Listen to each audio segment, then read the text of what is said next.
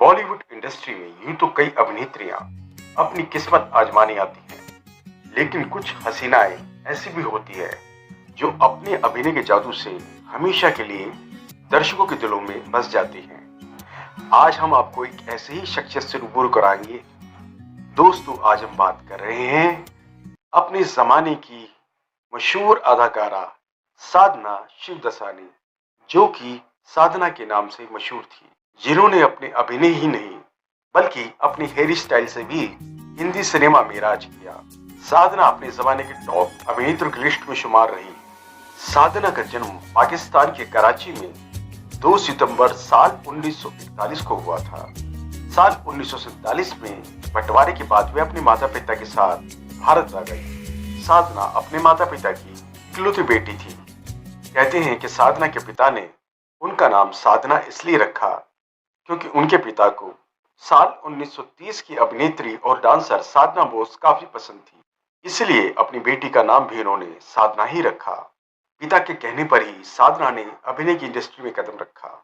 Film मेरा साया, वो कौन थी, फिल्म वक्त और आरजू जैसी सुपरहिट फिल्मों में काम कर चुकी साधना की साल 1960 में love in Shimla film release हुई थी। इस फिल्म को दर्शकों ने अपना प्यार तो दिया, लेकिन फिल्म में ज्यादा साधना का हेयर स्टाइल फैंस के बीच काफी लोकप्रिय हो गया और इस हेयर स्टाइल को लोग साधना कट के नाम से बुलाने लगे और सभी लड़कियों ने साधना से इंस्पायर होकर वही हेयर स्टाइल करना शुरू कर दिया। कहते हैं कि जब साधना लव इन शिमला में काम कर रही थी तो फोटो में उनका माथा बहुत उभर कर नजर आता था। ऐसे में वो पार्लर गई और उन दिनों की मशहूर हॉलीवुड अभिनेत्री ऑड्री हेपबर्न जैसा हेयर स्टाइल करवा लिया और यह हेयर स्टाइल उन पर बहुत जच गया, जिसे बाद में साधना कट के नाम से जाना गया।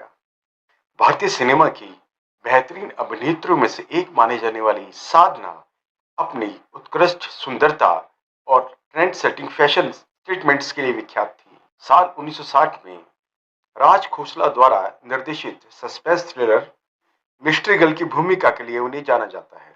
साल 1955 में फिल्म श्री 420 में एक अप्रतिम भूमिका निभाने के बाद साधना निर्देशक शशिधर मुखर्जी की शिष्या बन गई, जिन्होंने उन्हें साल 1960 में लव इन शिमला में कास्ट किया और जहां उनका हेयर स्टाइल लोकप्रिय हो गया।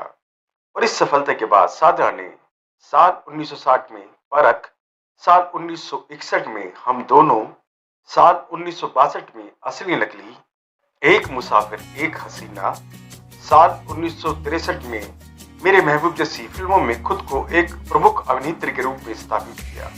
वो कौन थी साल 1964, आरजू साल 1965, मेरा साया साल 1966 और अनीता साल 1967 साधना की प्रमुख हिट फिल्में रही। साल 1967 के बाद साधना का हाइपरथायराइडिज्म बिगड़ गया, यानी उनका थायराइड खराब हो गया, जिसके कारण उन्हें कुछ समय के लिए ब्रेक लेना पड़ा और अपने इलाज के लिए वो बोस्टन चली गई और वहां से इलाज कराने के बाद साल 1969 में बॉक्स ऑफिस पर लगातार 2 हिट फिल्मों के साथ उन्होंने वापसी की। फिल्म एक खुलदमाली और इंतकाम में अभिनय करके वो अभिनय की दुनिया में वापस लौट आई। साल 1974 में अभिनेत्री साधना ने क्राइम थ्रिलर गीता मेरा नाम बनाई, जिसका निर्देशन भी उन्होंने खुद किया और गीता मेरा नाम अपने जमाने की बहुत बड़ी हिट रही, जो कि उनकी आखिरी फिल्मों में से एक है। उनकी अंतिम उपस्थिति रिलीज उल्फत की नई मंजिलें साल 1994 में रिलीज हुई और साल 2002 में उन्हें IIFA life time achievement award मिला।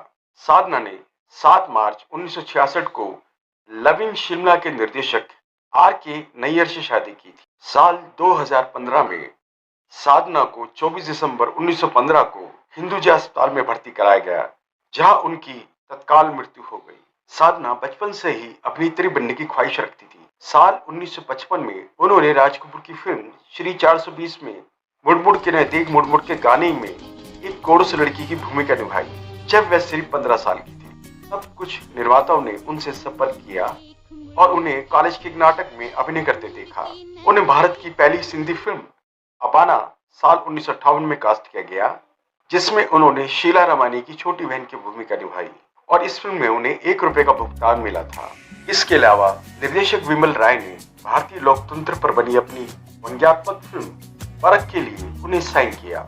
इस बहु पुरस्कार विजेता फिल्म में उन्होंने एक साधारण गांव की लड़की की भूमिका निभाई और इस फिल्म का सुपरहिट गाना लता मंगेशकर द्वारा गाया गया ओ सजना परखा बाहर आई एक क्लासिक सॉन्ग है जो आज भी लोग काफी शौक से सुनते हैं और जो लोग म्यूजिक से जुड़े म्यूजिशियन हैं या संगीतकार हैं, ये गाना उनकी पहली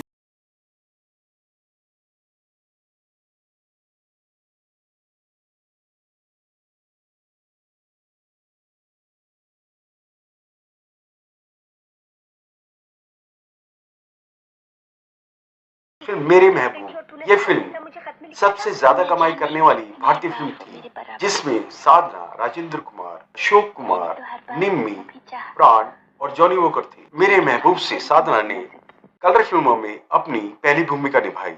साल 1964 में फिल्म वो कौन थी, जो एक सस्पेंस थ्रिलर थी।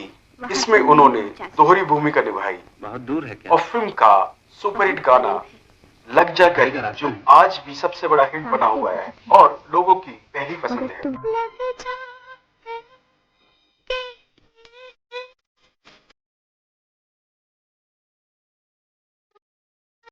दोस्तों, साधना का आखिरी जीवन कष्टों भरा रहा और उन्होंने अपना आखिरी जीवन अकेलेपन में ही गुजारा। साधना ने आर के नैयर से शादी की थी और आर के नैयर को बाद में सीवियर अस्थमा हो गया, जिससे साल 1995 में अस्थमा की अटैक के कारण उनकी मृत्यु हो गई। आर के नैयर और साधना की कोई संतान नहीं थी। साधना की चचेरी बहन बबीता कपूर, जो कि एक सुप्रसिद्ध अभिनेत्री रही है, साधना उनसे भी संपर्क में नहीं रहती थी, लेकिन उनकी दोस्त आशा पारेख, वहीदा रहमान, नंदा, निम्मी और हेलन जैसी अभिनेत्रियों के वो संपर्क में रहती थी। हाइपरथायराइड बिगड़ने के कारण वे आंखों की समस्याओं से पीड़ित रहती थी। अपने जमाने की मशहूर खूबसूरत अभिनेत्री साधना का अंतिम संस्कार महाराष्ट्र के ओशिवारा शमशान में किया गया। अनुष्का शर्मा, करण जौहर, मधुर भंडारकर, लता मंगेशकर और कई अन्य बॉलीवुड सितारों ने उनकी मृत्यु पर दुख व्यक्त किया। साल 1965 और साल 1966 में उन्हें लगातार 2 सालों तक फिल्म फेयर सर्वश्रेष्ठ अभिनेत्री के तौर पर फिल्म वो कौन थी और फिल्म वक्त में नॉमिनेशन मिला। दोस्तों, ये थी कहानी एक मशहूर, खूबसूरत, प्रतिभाशाली अभिनेत्री साधना शिवदासानी के बारे में। दोस्तों, आई होप कि आज का वीडियो आपको पसंद आया होगा। अगर आपको आज का वीडियो पसंद आया तो प्लीज इसे लाइक, सब्सक्राइब, शेयर और घंटी का बटन भी दबा दीजिए, ताकि हमारी आने वाली वीडियो का नोटिफिकेशन आपको जल्द से जल्द मिल सके। इसी के साथ मैं आपका होस्ट संजय कुमार आपसे विदा चाहता हूँ। धन्यवाद, थैंक यू, जय हिंद, जय भारत।